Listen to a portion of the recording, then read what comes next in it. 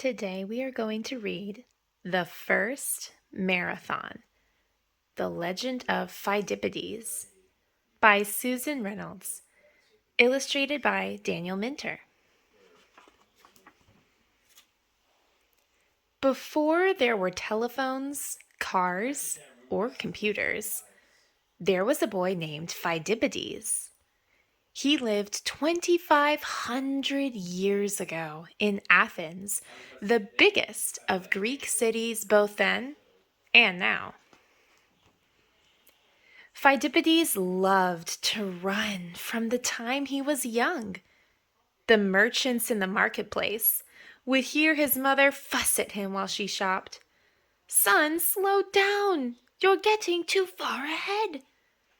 But Pheidippides would just laugh and race in circles so that he could stay close to his mother but still get to run. The country of Greece is rocky and full of hills and mountains. Pheidippides grew up running those hills, and they made his legs strong and his feet sure. All Greek boys were encouraged to be athletes, and they spent hours running and jumping and wrestling. Pheidippides was fast and won many races.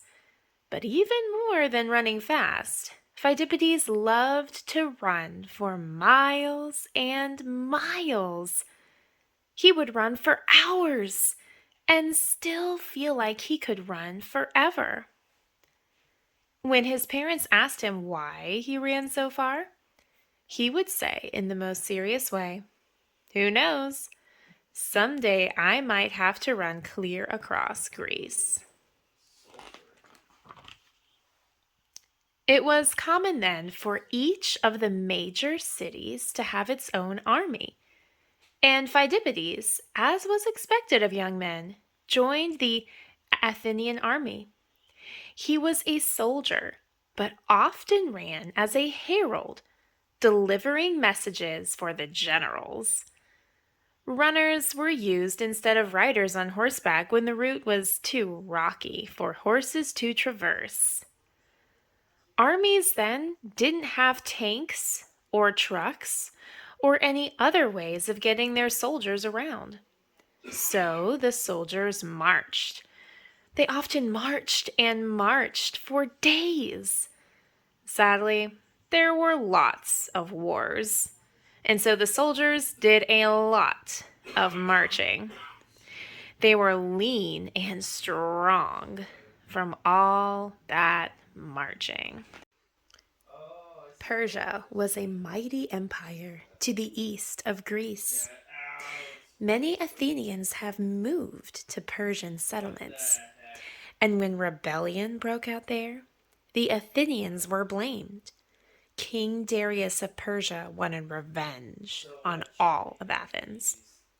In the summer of 490 BCE, the Persians invaded Greece.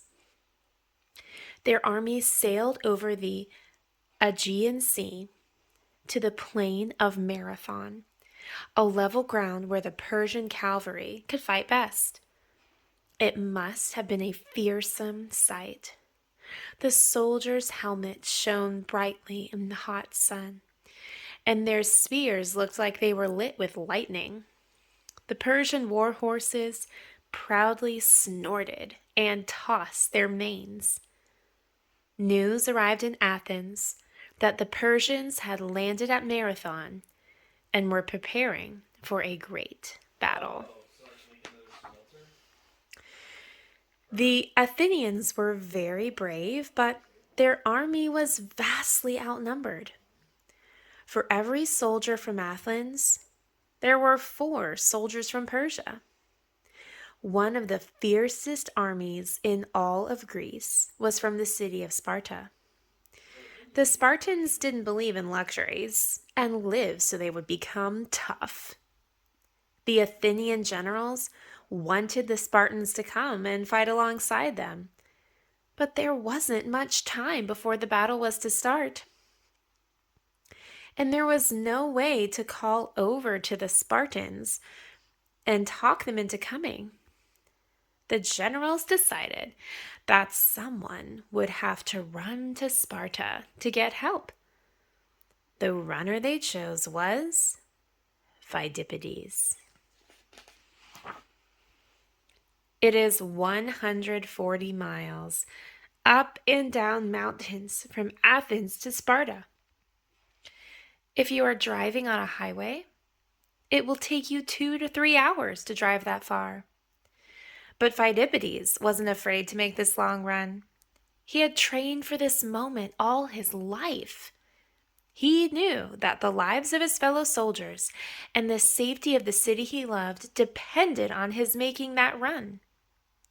He never thought of saying, "No thanks, choose someone else." It was an honor to run to save all he loved, and run he did. Pheidippides ran for almost 36 hours without stopping. He reached Sparta and met with the leaders there. They told him, "Yes, we'll send our army, but our religious laws do not allow us to march until the full moon."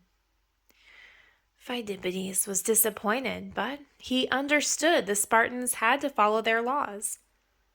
Now he needed to get back to his army.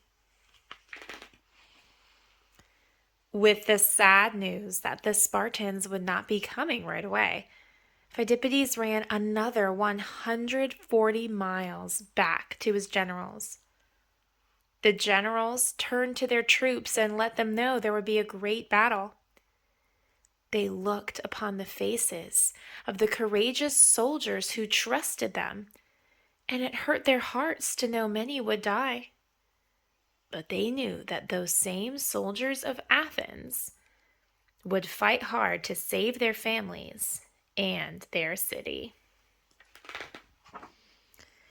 The Athenian army marched the 25 miles to Marathon to meet the enemy. The generals decided their best chance was to attack first, and that's what they did. Their soldiers ran for almost a mile, charging with a fierceness that surprised the Persians. Pheidippides was right in the thick of the battle. He had run 280 miles in just a few days and hadn't had time to rest. Running as a herald was part of his job, but fighting the enemy was another part, and he swung his sword many times that day. The Persians were in shock. By the end of the day, 6,400 Persians were dead. Fewer than 200 Athenians had been killed. The Persians had lost, and they knew it. The Athenians beat their chests and shook their spears as they watched the enemy run back to their ships and sail away. Brave Pheidippides was still alive, but oh so very tired. He never complained, though, and when the generals asked him to run from Marathon to Athens to tell everyone in the city of the victory, he did what he always did. He ran and ran. We do not know exactly how fast he ran, but he probably got to Athens in about 3 hours. Pheidippides ran into the city quite breathless, only to shout, "Kyrete, Nikomen," which means, "Rejoice, we have won." The people cheered in the streets. Nobody realized that brave Pheidippides had already run 280 miles back and forth to Sparta. Then he'd fought in the battle all morning. Those final miles to Athens were more than his heart could bear. While the crowds celebrated, the soldier who grabbed his chest as a pain stopped his heart, and he died. This would be a sad story if it stopped here, but it doesn't. Nearly 2,500 years after his death, Pheidippides is remembered. He is a hero to the Greeks and to runners everywhere. Marathons, named for his run from the Battle of Marathon to Athens, are held all over the world. Some of the world's greatest runners and lots of ordinary people who, like Pheidippides, love to run and want a challenge, enter the races. The teller of this tale has finished a marathon and can tell you that Pheidippides did something truly heroic. Anyone who finishes a marathon has also done a great thing. Who knows? Maybe someday you will finish a marathon as well. As you run, think of Pheidippides and have a brave heart. The end.